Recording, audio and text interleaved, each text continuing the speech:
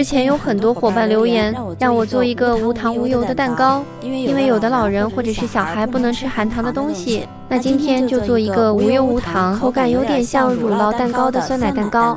这个是我自制的无糖酸奶130克，或者从超市买浓稠的无糖酸奶也可以。45克低筋面粉，过筛之后用蛋抽搅拌均匀。准备一个盘制成蛋清用的，最好是选这种圆底的，用厨房纸巾擦干净，一定是要无油无水的，如果不擦干净会影响蛋清的打发。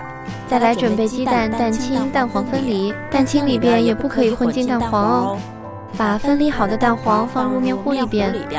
今天做的是6寸的，所以3个鸡蛋就够了。搅拌均匀，放在一边备用。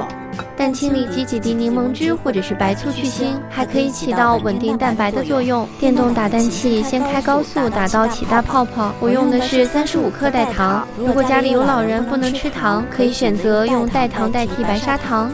这些量一共分3次加入，最后一次加入之后改成低速搅打，最后的状态是提起来。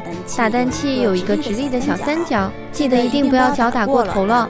搅打过头了之后，蛋白也是很粗糙的。正常搅打好的蛋白是表面非常光泽，而且特别细腻的。先取1/3放入蛋黄糊内翻拌均匀，再取1/3放入蛋黄糊内继续翻拌均匀。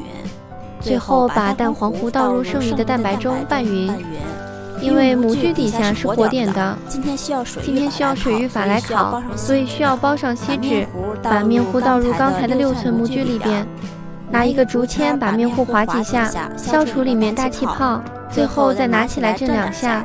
烤箱一定要提前预热10分钟，放入烤箱的中下层烤盘内，倒入多一点的温水，一般情况下130度烤70分钟就可以了。